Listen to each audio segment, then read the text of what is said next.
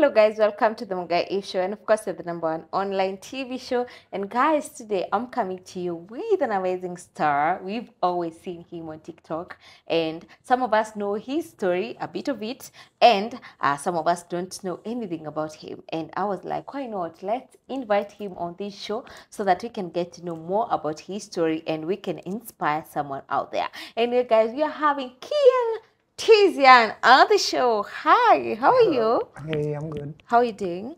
I'm doing great. You're doing great? Yeah. To somebody who is watching you for the very first time, maybe you can tell us your story a little bit. Unajua mimi nilisikianga tu ati the cutest Nakuru Nduthi guy. Sindio, you're the same person, right? It's such an inspirational story. Yeah. I think many people are familiar with that term, cute Nduthi guy, but hawajwangi ni mimi later transform into Tizian. So people thought maybe ni mimi nilikuwa na poster that guy, but it's the same guy. Yeah, so No, just tell us about it, like how the transition, take us through it. Don't just tell us that ni mimi alafu. We want to know the transition, like how. the transition is a whole process. Sasa tunaanzia wapi, like Okay, it's so how almost did like you a find tree. yourself in the boda industry? I'm a guy mwenye nimelelewa na kuhustle. So I was actually selling meat before the boda. And then later on, nilikuwa nafanya, I saw like I needed to transition because job iko inalipa poa and I wanted something of mine. And I had some little savings. Nikaenda nikachukua pikipiki hapo ya loan, katafuta Stage Town, and that's how I began that job. So where are you born and raised? Nakuru. Nakuru. Yeah. So hizi hustle zote umekuwa ukifanya Nakuru? Zote. Okay. Born and raised by your parents or a guardian? Yeah, my parents tumekuwa nao tangu. Yeah. Sijaitoka. Yeah. Je, kuna wale wenye unalelewa and then wanatoroka, mtu anaenda kujilea, but mimi nimekaa hapo mpaka until juzi tu. Okay, so how did you come to know about TikTok? I've always been on TikTok. I guess at that time sijui nali introduced, but actually sikuanga. And then I guess at that time it was 2022. I was dating someone and she was more on TikTok, and then I was like, hey, Tabu, nione hii TikTok. Nikuwa nikimfuatilia, so actually niliingia tu kumfuatilianga, mimi sikuwa najua anything about TikTok. That's how I came to know about it, through stalking someone, and then nikajipata like sasa nimeanza tu ku create content pole pole. That's it. Okay, and back in school, what are you doing in school? Like, what did you want to become? You know, all of us when we grew up, we always wanted to be like, you know, something, a career. Had you ever envisioned yourself as a celebrity? In school, mi sidhani niko na career, nilikuwa natakanga ati sijui kuwa doctor. What? On God, I didn't have, watu walikuwa wananiuliza what do you aspire to be, and I was like, probably just be a business owner. Like, si career ati sijui doctor, what. Kuna mtu anaweza kuwa daktari and you have a car wash or a butchery and you're getting more. So for me, I think, because bado nikiwa high school nilikuwa na hustle. So mi nilikuwa na believe in the hustle, sikuwa najua hizi mambo za career ati nasoma nikuwe hii lawyer, sijui mi sikuwa na hizo. Tungeniuliza what do you want to be, me I'm business owner. I don't know what business, but anything. So mi sikuwa na hiyo goal, and mi sikuwa hata by the jua ati itafika point nikuje nikuwe hata online. Just once if I wanted to be a never. Hata sikuwa imagine. Yeah, even a single. Okay, and this drive of you being, you know, like a business person, a business owner, ilikuwa imetoka wapi? Unajua pia kujua mtu ati anaweza fanya biashara, you have to maybe have seen it somewhere. So me, basically nakwambia, hata nikiwa high school I was working. Nilikuwa natokea shule, naenda mahali nasaidiana, and my father had several businesses. Though ni industry ya nyama. Yeah, ana transport, anauza, you know. So based na venye mimi nilikuwa naona life yake ikiwa that moment, nilikuwa na feel hey, job iko na dope. So mimi nilikuwa naona like hata mimi nikitoka, have some little savings, try something like that. At first that was like my thing. Nilikuwa nataka ku open pia mimi a meat shop, of which I did. I had mine, but sikuwa na experience sana, plus competition place nilieka. So ilikaa kama one year, then I sold it off to someone. Mimi sikuwa na kiliniramba hapo guys way. Butchery iko strict. For you to have that business running and then akupedo, inahitaji a lot. Anyway, huwa tuna learn. Mimi nilijaribu yangu ikakataa, I had to shut it down. And ndo sasa nikaenda sasa kuajiriwa. Imagine from your own job to going to kuajiriwa. Crazy. And I was preferring that. So hiyo job ilikuwa inanivuruta chini sana. So kwenda kuajiriwa nikafanya hapo for like 9-10 months. And then nikakuwa nimesave kidogo, and that's how sasa the boda thing came. So nika shift from the nyama thing to the boda with no experience, with no anything. Mimi nilisema tu I want to do something different other than the meat business. Hivyo ndo mimi nilijipata kwa So you were tired about the meat business? Niko na ile fear mpaka wa leo kuifungua, cause you know something will give you all na remodify na siku hata na pesa hizo enzi, but I sell. So I was like, let me try something else. Okay, so now you got to boda. It was your own boda that you got by loan, as you've said. Yeah. And how was the business back then? I think for me, up to now, sijui ni nini, but mi naweza sema that's the best business I've ever done. Acha nisiweke hata business, it's the best. Now you still do it? I still have the bike, but nabebanga pia by the way. Kuna masa kama naendanga hivi, because mi utoka saa zingine naenda nasema probably naenda kuwekea reso. Mtu ananiambia nifikishe pale, mi ubeba by the way. Siachangi, nipe hiyo 50 hiyo 100. Nampeleka sikata. Hiyo job by the way, I don't know, ilinipe peace of mind. And mimi nilikuwa unajua bucha ni strict. You have to wake up early, uende kichinjio probably utafute nyama. Hiyo ni kuamka huko 5, juu pia ukichelewa 6:30 kila mtu amebook, unaona. So mi kufanya hii afu unajua pia nyama huwezi funga ati na sijui na take vacation, utapata stock imeharibika. Na pia kuandika msee kama hauzi sana, utakuwa na losses, utaona pesa. Andika mtu anakuletea 2,000, hiyo 2,000 profit maybe ni 250, and then unamlipa, unaona, it makes sense. So mimi kushift kwa pikipiki, it was like more, ilinipea more peace, kuona si lazima yamke mapema, sio nini. But bado nakumbuka pikipiki ni alone. I had to adapt to that regime or schedule ndio niweze kuipay off. So waking up early, going late, nilikuwa nafanya from 6 to probably 11:30 at night kila siku. Discipline. Hapo sikuwa naambia umeingia kazi 6 p.m. 6 a.m. asubuhi. Oh, 6 a.m. Unamka mapema, njoo watu wanaenda job pia, kuna float ya watu up to 11:30 usiku. At least nilifanya hivyo for some few months until nikaweza clear the loan up. Let's talk about your rise into fame. Is it something that you expected, or how did it happen? Expecting it, ukiwa kwa nduthi, literally it makes sense. Mimi tu ni ile before hata nijikubali, because I remember the stage nilikuwa naye, ilikuwa ni ya my high school. So mi hata sikuwa comfortable na hiyo job at first. Ile tu aibu nini, ulimaliza high school, siku hizi unabebewa tu kwa bodaboda, plus ulikuwa unaona walimu wakipita, and then there's that embarrassment unajificha. Hey, that job. Anyway, that was just like the bad thing of it now, plus weather sometimes. But sasa ilifika a point nikasema, you know what, nilikuwa nimekaa hapo sasa for a while. Inanipedo poa ya back then, yenye ilikuwa inanilipia rent nini na nakula poa. Kama watu kujikubali. So like account nikaanza kujipost. Naona siku nataka watu wengi wajue mambo unafanya boda. So vile tu nilianza kujipost TikTok sasa. Ndio sasa ikaanza kupata reach. Though si sana. So a certain day nilikuwa napata hii compliment sana, because mimi nilikuwa nabeba mademu wengi. Watu wengi wakaniambia, hey, wewe unabeba boda ama ni mtu umeshikia, haukai kufanya, you too cute for this job. So njoo watu wengine uliza origin hiyo jina cute ndo the guy. So mimi nilikuwa na post based on what I hear most of my clients wanasema, naona cute. So nikasema on a certain video, this cute ndo the guy, and I think even they blow up.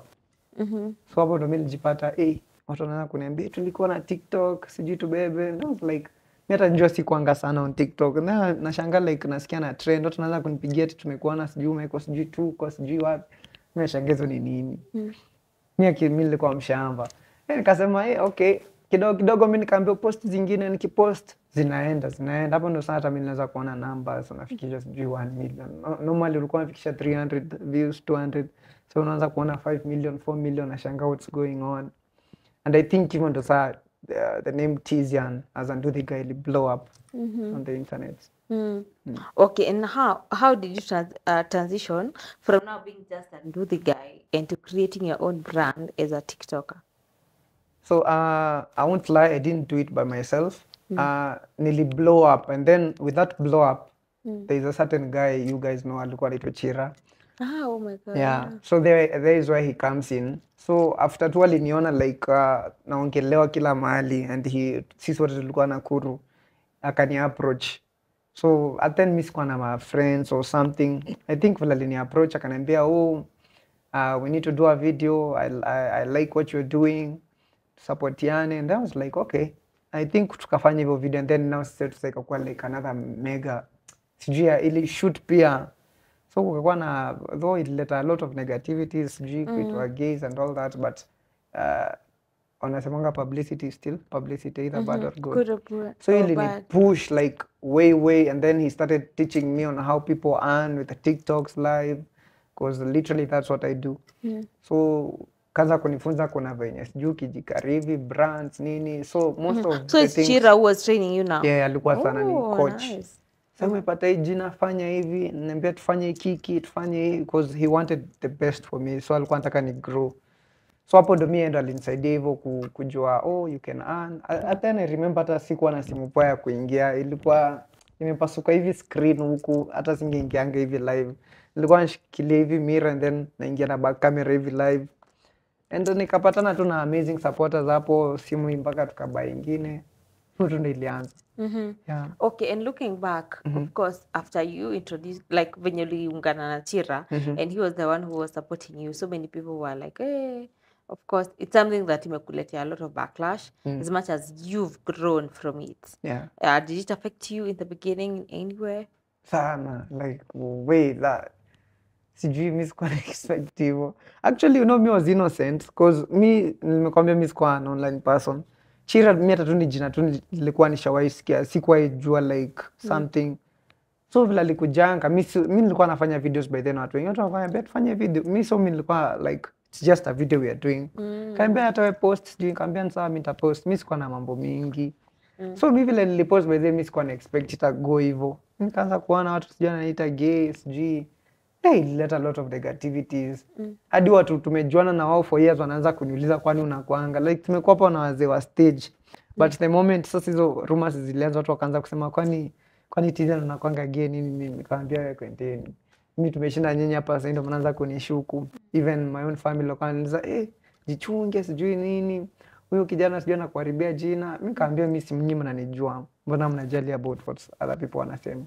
As long as I know I'm straight, me sihitaji, and si ati nitamjudge because he's like that. Because to be honest, mimi hata nasemanga the first KFC meal I had kuingia ndani, it's because of him. Alienda kanibaya sijui, it was a 3,500 package. So for me, I think even though alini win, and I was like, okay, I'll make him my friend because he was interested. Na tukaanza kugrow hivyo sasa, like kila mahali ungesikia Tizian unasikia Chiro, ukisikia Chiro unasikia Tizian. Hivyo ndo sasa tulianza kucorrelate. So ilibidi tu nimeachana na negativities zote, as long as mimi nilikuwa nasema najijua ni flow. But how did you manage to block like everything? You know, sometimes it's quite a challenge. Yeah, it was a challenge. But me nilisema as long as the close people know how I am, I don't care about the world. Na hiyo ndo mentality nimeishi kujifeed mpaka wa leo, because there are still people who say kama ama sijui hata ukienda tu utapata tu Sofia, there are those names. Where did that Sofia came from? Yeah, sijui ati sijui nimeiva kuliko madem. Okay, mimi nitaka compliment because uwezi ambia boy anakaa dem kama akaipoa. Madem anakaa poa, so take it as a compliment. Naachana mambo mingi. But how did you get there? In the beginning it was quite a challenge. How did you get there? Do you have somebody to talk to, or you just like how? Actually, by the nimelia juu hiyo stuff. At some point it got too much, because nilikuwa na feel watu you know the TikTok, kwanza unajua uko kwa limelight, like zinapampiangwa hivi, unaingia tu hivi unapata like 2000 comments zote ni negative. Sijui wewe ni chakula ya Chira, sijui wewe, man, there was a lot of ABS. Me sometimes hata nilikuwa feel like ni delete tu nirudi kazi yangu, it was too much. But sijui I don't know how or when nili develop hiyo like I don't care anymore. But mimi najua take a period of time. And I think pia plus vile niliona hiyo jina inanifanyia like I was starting to earn. So mimi nikaacha kukea. Nikasema as long as there's a money with it, it's good to go. So nika learn to kufunga tu hivyo masikio. Okay. And now coming to lose someone like Chira, who was like there when you were starting off, who held your hand during your beginning days, like how did it affect you? Badly. Because hadi juzi nikiwa live was just saying if we can just go back, is the guy never save? Because literally since by then I feel there's a void, there's a gap. Sijui mi sometimes mi sikuwa na strain sana hata I was not putting in much work kujirebrand. Because yeye angenisaidia sana vitu mingi. Angeanzisha tu, unajua alikuwa mtu dramatic, alikuwa anapenda drama. Angeanzisha tu something and then una stay relevant, unaona? With him gone now, you have to work for yourself, to stay there, to maintain your name, sisawe, because watu wanasaulika huku. At least once in a while unasikia Tizian, because of alinifundisha yetu aliniambia publicity, I don't care. That's why mi sasa nililearn like kwanza kujirebrand solo, kujipush solo, work solo. Though sometimes when I get lonely, because probably miss by this kwa anachezanga games na watu wengine, TikTok lives, it was only him. Ningemcall anytime anaambia okay nipe 5 minutes. Sai like literally sina msee, because there's also a lot of misunderstanding between me and other TikTokers. And where is the misunderstanding coming from? Because people think I'm jealous of their success. And okay, then, why would they think about that? Okay, I'm not saying this to brag, but God alini favor being on top for a while. There's a period of time the ranking tulikuwa nawakilisha vizuri, top numbers. So mina feeling like a lot of people saw like I'm a competition, and then most of my supporters were not supporting other people. So watu wanadhani like mimi nilikuwa nawaambia si support watu wengine. So watu wakaanza kudevelop your hate and that sense of jealousy from me. Wanaanza kufeel kama mimi ndo naambia ati gifters wa Tizian they don't support other people. Na mimi sijui by then ilitoka wapi. Wengine wananiambia sijui mimi ati mtu akigift mtu mwingine ati sijui. By the way, there's even a supporter mwenye nilisikia juzi mahali akisema Tizian ni roho mbaya. Ati nilikuja kulearn, he was telling. Hizo tu ni mimi sijui hata naambia aje. But mimi nilikuja kulearn uwe? Like literally, njoo hata sasa unaona hata nashindwa niongeaje. Juu mimi sijui kujitetea. Because wewe uliambiwa hivyo. Hauna evidence. Because mimi najua kuna evidence. Mimi sijawahi ambia mtu probably 1-2 of which nilimuuliza tu nilisikia ulikuwa umesupport nani, that was good. Ijatoka na ubaya. Unaona? Sometimes hata ndo alikuwa anakuja kuniuliza, naweza enda kusupport, nimwambia mimi sina shida, go. Mimi njoo pesa ni zako na unanibariki. Mbona nikuja kucontrol? Ati usiende kusupport sijui Eve Mongai, huyo sijui kwa. I don't do that. Hata ninaweza sema mbele ya Mungu. I love seeing Kenyan people wakienda juu. Yeah, so hiyo notion by then ndo mimi ni drag chini sana. Watu wengi wanaona mimi ni roho mbaya. Na si poa, because to be honest, kama mtu anawatch hapa mimi sijawahi wishia mtu downfall. Mimi natakanga tunasonga. Mimi I have my own support, wewe kwa na yako, tunapanda wote. So Miss Gio sema Tizian nataka itusapotiwe, ilitoka wapi? Sijui Miss kwangi hivyo. Okay, let's talk about now you being mtu wa mama. Hiyo pia ni kitu imekuwa hapo sana. Even about your car, so many people are like, oh no what, aligetiwa hiyo gari na mama amekuja akachukua. Like there has been a lot of drama when it comes to wa mama. Hii mambo ya mama kwanza ni mimi niliintroduce. And I don't know in what way. Nilikuanga kwa Obina. I remember ndo alinitanga like kwa after nimebuy gari. And akaniuliza umetoa wapi gari? And then I remember back then nilikuwa na uoga because a lot of people say if you're depending on other people and then you start showing them success, they will withdraw from you. So I had to go there because of course nilisema niko na gari and nikatry ku twist mambo. So mimi nilisema kuna mama mahali aliniongezea pesa ndo nikabuy, but that was a cooked lie to try to protect people from knowing maybe ni mimi niliweza kuacquire by myself. Kwa sababu wakaniambia wewe watu wakijua sijui umebuy, sijui watu wakisikia ulifanya nini, ati don't post your success sijui nini. Mimi nikasema the word is sikuwa okay, na kama boy na mama bado si ni your success ama? Of course. Siwezi sema success yako. But mimi kenye mi husema ni why complain kama kazi ni mbaya. Mimi nakumbuka by the pale stage kwa nasema leo kumekauka. Mimi nikasema mbona kama Mungu amekubless mbona usishout pia? We are complaining sana tumekosa, but kama umefanya kitu, because literally that was a big major thing for me, because no one in our whole lineage ameisha kuwa na gari, unaona. So I was like nili take pride in it, nikasema acha mimi ni post Mungu amefanya tumebuy. I was proud and happy and but sasa nilikuwa na try pia balance watu wasione probably kijana wako maybe ako na doa manini, so hapo ndo nileta hii mambo sasa za ni mama alifanya hivi, watu waone at least ni mtu aliongeza.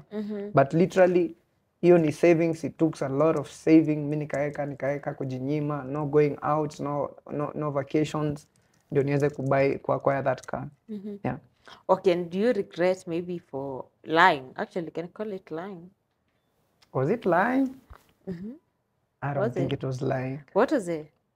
I think it was just another alternative of telling people. No, but it's a lie. Of course, they know I have the car. No, you're not sugarcoating it. It's a lie. Because literally, I can even put it before God. That car, no lady alitoa hata 1 shilling. Nilieka tu hivyo tu out of fear. Watu wakiona but nilikuwa mtoto pia. People learning. Una learn. Ningesema tu hivyo ingekuwa na issue, because literally sai kila TikTok anasikia na buy gari. It's common. Sasa mimi hata nasemanga if you're supporting me and then ukiona napanda uniachilie, unanisupport nifanye? Si unanisupport nikuwe better. Unanisupport nikuwe na a better life. Mbona nikipost that better life uniachilie? Naona hai make sense. Kuna vitu mimi hazimakingi sense. Sasa mimi nilisema later nikatry kusema ni yangu, watu wakasema hapana, wewe ni kijana mama. And then literally pia kuna kwanga na hizi entitlements. So probably kama wewe unipate live, many gift maybe a lion, 2 lion. And then tunaongea probably every day, you'll think maybe there's something going on. So nikikugift hivi leo lazima tuongee every day. Sasa kuna watu kama hao. Of course na pia juu by the acha nikwambie there's one thing. Unaweza pata mtu si vibaya. Unaona kupata support, mtu ana go with even alone is almost 29,000. A person gifting you that, kuna kitu ameona in you. Sometimes what we do is befriend them, and it's not wrong. Because huwezi kuwa na support and then hata sikuambii thank you. Unaona? Me too. Literally the conversation I usually have with most of my supporters, hey, thank you, God bless you. Probably namwambia situation vile ilikuwa, maybe nilikuwa kubaya, umenisaidia. Unaona? That's it. Mimi sinanga sijui nimekupenda, like hata inakaa cringe, how can I come? So watu wengi probably feel hiyo kuongea hivyo, that's love building, of which me hata maybe si huko unaona. And then maybe one day you stop talking, mtu anaacha kusupport ama sijui analeta hizo drama, sasa mtu mnasikia sijui, I don't know. So mimi si ati ni watu na date. So yani you want to say that at all you've never like have an affair with somebody who is supporting you? Love at one point love I had relationship. At one point you had? I had a specific lady, very genuine. By the ya kuni approach ama hakuwa na support ndo ni fall in love na yeye alikuwa genuine. Sasa naona huyu hata ni private, hata mimi mwenyewe siwezi mtext. Alikuwa tu anonymous. Anakuja hapa na akupei pesa kidogo, akikuja the whole Kenya itajua amekuja. Kuna some people know. Akikuja hivi mtu tu anajua okay, huyu anagoingia hard, and I was like hey, okay, huyu anisumbuange, and I was like kind, hata mimi nilikuwa na interest ya kumjua more. Those says family develop into something, but sasa hiyo nilikuwa niyo curiosity. So yeye anataka hiyo. Kwa huko, but me so I was like wengine wakini gift wanani gift with this notion of us dating, maybe we are purely. Sometimes hata unashangaa mbona yako hivi unataka kumdm more sana, unajipata ndo namtext, probably ndo naye anasema tulikuwa tunaongea more, but I could develop into that. Okay, and how over the years, like how have you felt maybe to see your success being credited to women? Ni kama sisi wanawake, we work so hard, we've been in the industry, people have seen our success, and then you see people, they credit it all to sijui baba, sijui you get. Like, how does it feel? We would like to know, how does it feel from your side? Unajua si tunajua, si tumezoea. But the story wa mama imeanza tu recently. Because somebody came online akasema nilikopwa pesa, sijui ati na date watu wangapi. Of which it was just mimi nasema ilikuwa misunderstanding. We were talking with the people, but mi sikujua whatever we were having, because of course naweza kuita hey Mungai babes, is that romantically, can you call it dating? Mimi sina maoni. Sinasema kuna ile tu ile common hey babes, how umeamkaje? Poa. Mbona nita babes? Nasema tu kwa No, text. Hey my G. Nasema kwa text. Wewe ni mwanaume. Mimi na wewe my G. Hata ndo anaweza kuwa akiniambia, naona? Kama ni ambia hey my babes, umeamka poa? Are you going live today? Mimi nasema yeah. Sasa me in my mind nasema tu ni ile probably vile ni kuzoeana na hiyo time. So mimi akili yangu yuko mimi sijui sasa yake ni romantic kama nini. Unaona? Unasema kila mtu akitaka kuingia kwa relationship anauliza mwenzake tuko unaniambia babe I love you na mimi najua tu ni ile love ya friendship. Ya mapenzi ya friendship. Sasa mimi sikujua wewe take things to the next level. Wewe unanipenda unataka boyfriend. Wewe unajidate. Mimi niko hapo tu kuentertain as a friend. Naona? Now of course I have to be nice. You're making me eat. You're giving me that good lifestyle. So hiyo sisemi hiyo ni simping, but ni ile tu of course mtu anakusupport big, akikwambia kuna shida you'll respond. What's going on? Hata mimi nataka kujua siku yako iko poa, uko poa, we have to be in good terms every day, na short go in good terms. Ni kama client, you have to make sure your client akosa si yeye ana undergo some suka, and then unamshare hapo live kuja ni support, na yeye ako na stress huko, hata labda mtu alifariki kwao, unaona. Sometimes you have to keep uko aje, how is your day, umekula uko keeping in touch like a close friend. That's what I do normally.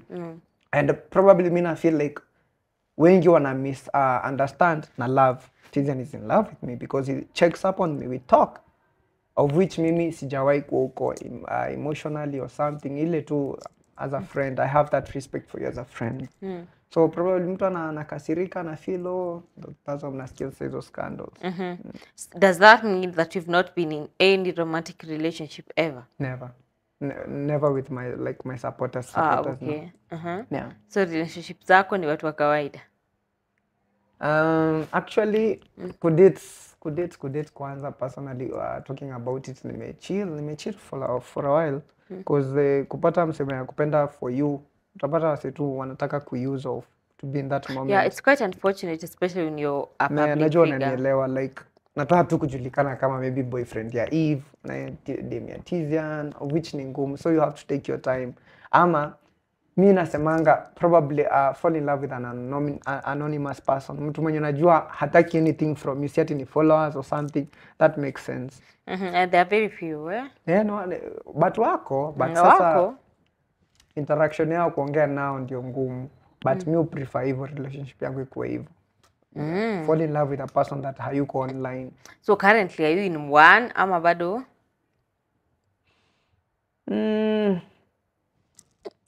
Yes, niseme. Actually sijibu, actually skip. Mbona skip? Because it's very, very, I don't know how to answer it. What do you mean you don't know how to answer it? A yes or no question. If you ask me, I'll say yes. Unajua kuna venye stay kusema na date, nipate na jidate pia. Like unauoga. Like acha sijui mali na stand side. Mko confusion. Hata sijui kani confusion ama njoo kuna tusema hata zile kani complicated. But nafani take time nijue kama iko ama kuna ama. Nasema mwezi get, acha tu tusikie hiyo. Yezi eleweka. It's kind of relationship uko. Ni gani hizi? Ama siwezi elewa. Hizi ni gani? Uchi kama hata ni complicated. Ndiko nadhani mimi ndio but nyinyi hapana. Okay. Sijui okay, hata sijui niseme aje guys. Would you date a TikTok star? Will I? Sidhani. Kitambo I used to love it. But then nikasema nataka kudate huyu. And then having been in this industry, I don't think I want to, because I know what we are doing to survive. I don't think nataka hiyo pressure. What are you guys doing to survive? Missy Okay, actually, talking of that, there are people who term your way of earning, that is by getting gifts. There are people who term it as begging. Online begging. At you guys are online begging, you can just go and do something else with your with your time, but you're there begging people to gift you. What can you say about that? Mi nasemanga hata wengi wa beg.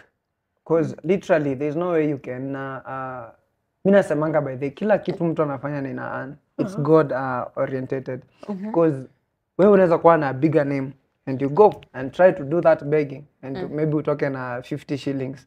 Na kuna mtu hapo ako na 2000 followers aende na atoke na 100 Kenyan shillings, 100k. Unaona?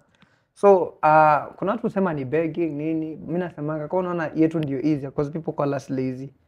Oh, really? Let me ask you Eve. You going live from 11 to 8 because njua ni lazima uende usiku. Is that being lazy? Talking non-stop. 11 umeanza 11 p.m. unaenda mpaka 8 a.m. It takes a lot of energy by the way. You have to talk. You have 11 p.m. to 8 asubuhi. The whole night. What do you mean 11 p.m. to 8 a.m.? Because most of the TikTok supporters are in the US. So you have to be on during. And now I have to engage them. What am I telling you guys? Yeah, no joke nyamaza hivyo tuenda. Si unaambia? Sasa you have to talk, engage. Say worse.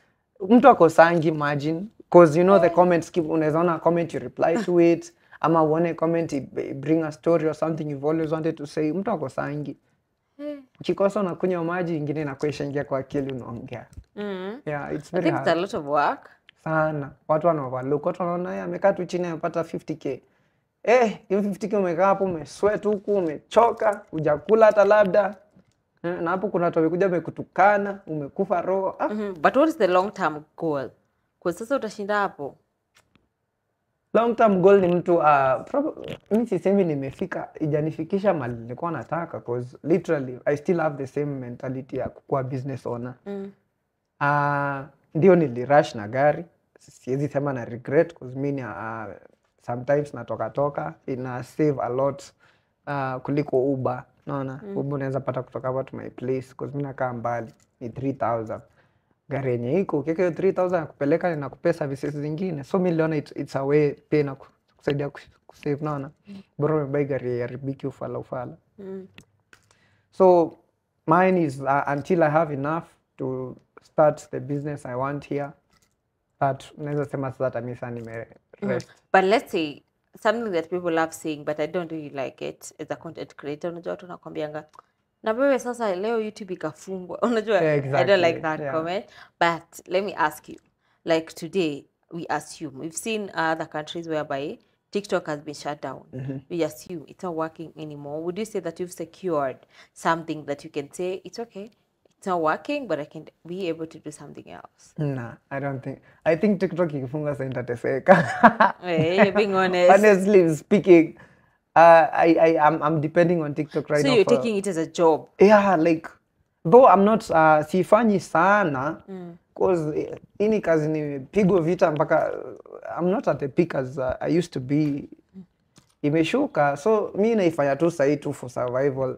Ni square rent, I'm going there. Napata yenye nataka, I need for a refill, maybe a gas. I go there. Kuna wale tu wenye wamebaki 1 2 3 and mimi nasikubana nao bila pressure. Mimi sina ile pressure sijui na push for number 1 in Africa. Tumepata hiyo number 1 mara ngapi? Sometimes hata nasema sita complain. Mungu alini kama akisema nitarudi hapo tena nitarudi naona. But hii most of my supporters wamepigwa vita, wote wametoka. I'm trying like to get others and it's hard, it takes time. And why is the hate? What's the hate about? Why? I believe we can all have somebody to support us. TikTok is very toxic. Hata wewe najua. Hiyo ni app moja very very toxic. If people see you winning, wanashangaa ni nini uko nayo wengine hawana. Yaani tu wewe watu una shida na mtu hata probably unachezana nao but kuna ile tu jamaa amemaliza number 1 Afrika bara mtu tu anakuwa tuna wivu. Hata mimi nilitest tukiwa na Chira tulikuwa nikiwa naye anapanda hata mimi nasikia and we are friends imagine na pia nilipia my bills. Hata mwenyewe alikuwa ana admit kuna recordings akisema nasikia wivu nikiona iko hapo tu ni natural, huwezi blame mtu. Because you're doing it as a game. I think tu ni spirit, kuna spirit ya jealousy ina roam to TikTok. Of which sasa mimi watu kama sisi tu wenye huwa tuji-explain we will lose. So mimi nasema mimi nile tu mimi napigana tu na maombi. Mungu tu nilete, unajua situation niko. Unaweza kuwa na good day, Mungu mtu tu anonymous tu akuja kubless. Sometimes unakosa, unavumilia tu because what will you do? You can't quit. Na unajua hapo ndo inatoka. Yeah. But what are you doing to entertain those people? What are you doing to keep them? What are they here for? Sasa mimi nakwambia, for people to support you to that level, ina take interest ya mtu na kukupenda na kukuaminia. So mimi nasema ni watu wengi tu hapo wananiaminia and they want to see me in a better position that I was nikianza. Ana sasa siendeshi into the why. Kuna mtu alitake her time ama his time kwa share yake ya kazi anani bless nayo. That's why sasa niko hapa Artisan, naweza sema I'm driving or something. Unaona? So mimi nasema ni watu tu kukupenda na probably kuna wenye ni entertain me, say some ni entertaining ama comedian. Kuna wenye ni funny wana support you because they are funny. Utapata mtu hapa kwa 1K kwa live because he is funny. Sasa mimi sijuangi, mimi nasema tu ni watu tu kunipenda because I'm not funny, I'm not set nafanya vitu za drama. There's nothing I do, I'm just chilling with my people. So those mimi nasemanga watu ni wenye wananipenda. I don't give them anything but they give me something. Yeah. Oh, okay. And to somebody who is aspiring to be a TikTok star, what would you tell them? Kwanza hapa mimi siwezi taka mtu akue cause vita yenye iko huku. Guys, hata kama una ubaya na mtu vita inajileta kwa doorstep. Hapa ni usikwe, mimi nakuwa na roho nyepesi, you guys mnajua. Many times nimelia live as a man. Nikakuwa mocks, wanaume waliangi, sijui nini. Sometimes pressure huwa inakupanda, unashindwa kuicontrol. But why would you cry on live? So you just cry. Ndio nakwambia huwezi jua. Hata probably umeji-compose kabisa. Kwa sababu umeingia mboka. Ukikuja hapo tu zinakuvamia. And then you're like, you get overwhelmed. Man, hata watu mjua anaweza jua na energy. Mtu amekuwatch for 2 years atajua leo kuna kitu mbaya na Tizan. Tizan, are you okay? Then hizo sympathy comments pia zinakufanya na kuwa like sasa nimebreak. Nimelia. Yaani ukikuwa sad mtu asiwe kuuliza are you okay? Mimi kwanza hiyo ndio sasa trigger. Like, kuna mtu unajua maybe hata unataka kuulizwa na mtu huyo ndo amekuja hapo wa kwanza. Unaanza kumwambia unakuwa emotional. And then mimi nakuanga like me ni introvert and then I'm a loner. So sometimes ina trigger faster.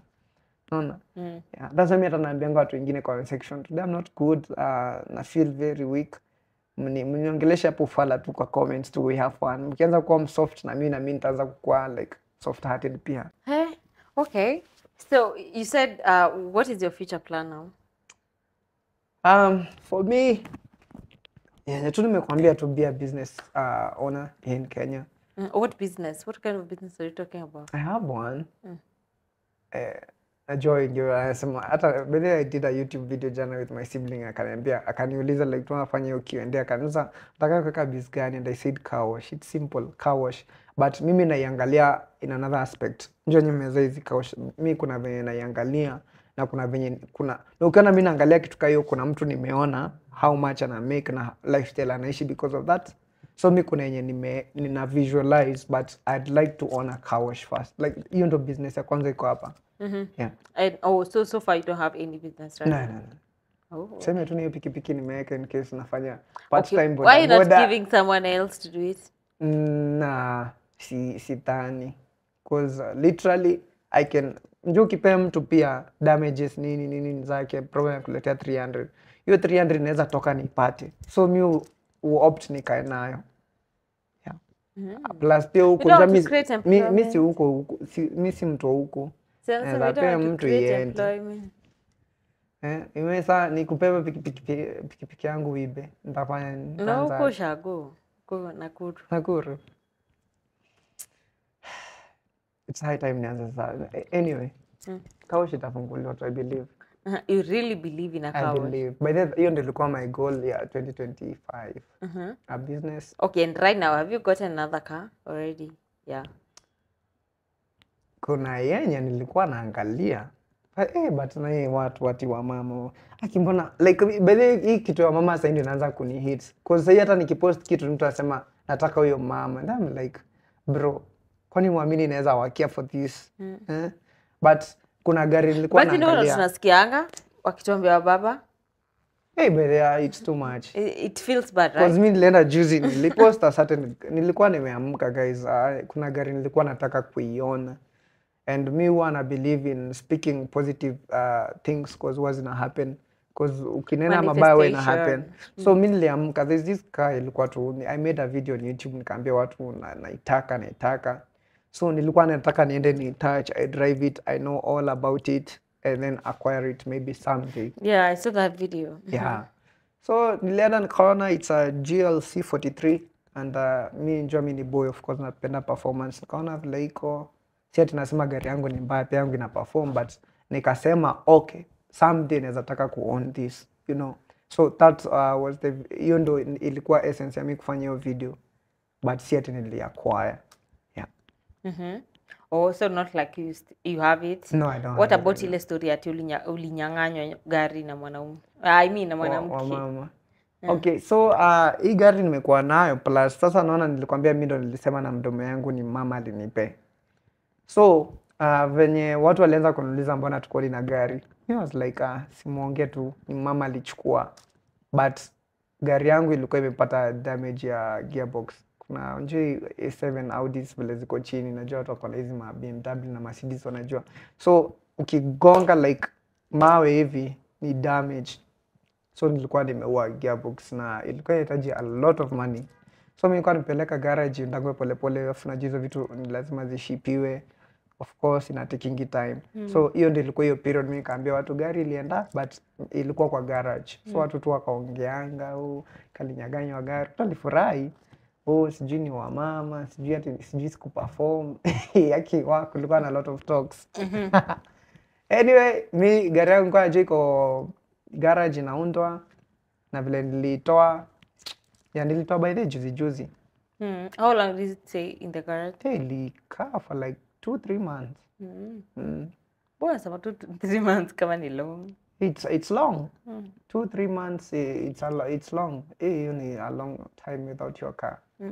So I think hiyo ndo period sasa watu walikuwa sana wanaongea but then ukweli siku hizo napanda basi because nilikuwa make videos kwa basi, Ubers. Watu wakaanza kusema ni mama but si ati ni mama alikuwa amechukua. Hiyo pia ni kitu sijai clarify somewhere else. Gari ilikuwa garage with a gearbox issue. Ilikuwa fanywa replacement. Yeah. Okay. That's interesting. So umesema wewe bado goal yako ni kwa car wash. Yeah. But hiyo ni job nataka tu kuanzisha. I see just car wash up imetiko or something. Just Okay, maybe to ask a question, do you still follow up? I remember when Chira was put to rest, there were so many stories. Oh, bado kuna justice for Chira, nini. There were so many stories surrounding the whole barrio and everything. Do you still follow up? Ama ilifika wapi? Mimi I think kuna a time it was too much. There's a video I made saying I needed help because such a loss ilikuwa like so hard to process. Yeah, and then I was like nakuwa emotional kila saa, naenda hivi napata video tumefanya mpaka ziko draft sija post, naanza kufeel like tulikuwa hadi na plans, tulikuwa tumepanga kwenda Mombasa by the way na yeye. Then naanza kufeel like I'm weak, naanza kushangaa what will I do, nimeacha solo nini, naona. So I think hapo ndo my dad aliniambia like sometimes usipoamini like somebody ameenda inaletanga a lot of issues, inaweza kuletea issues. So ndo aliniambia nataka uadapt, ameenda, there's nothing that can happen that inaweza mbring.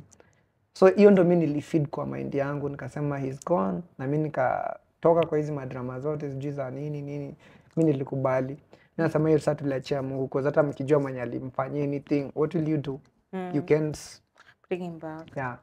So mimi nikasema nimezoea, nika detach, nikaanza tu ku lose hizo tu, lazima you have to force yourself or else utalianga tu kila saa. Sio tu ndo process mimi nimekuwa nikifanya. Mimi sitaki drama zingine. Nasikia kuna sijui nini ilitokea about him. Sitaki kuingilia mimi. Nasema tu iliisha na yeye. Nakubali tu iliisha, ndio move on. Okay, thank you so much, Tizian. Maybe to somebody who is watching you for the very first time, you can tell them where they can find your social media handles. Yeah, King Tizian, TikTok, IG, YouTube, sina Facebook, sina Twitter, sina whatever. So 3, TikTok majorly to almost 1 million, I think 958. IG 104K, YouTube ndo tunaanza 21. Those are my places now. Yeah. Well, thank you so much for coming. We really appreciate for having you on our show. And guys, in case you're watching him for the very first time, he's one of our favorite TikTok stars here in Kenya. Make sure you check out him on all his social media handles that he just gave us. And also, if you're watching this episode for the very first time, you're coming across us and you've not subscribed, what are you waiting for, guys? Hit the subscribe button. We meet on the next episode. Bye bye.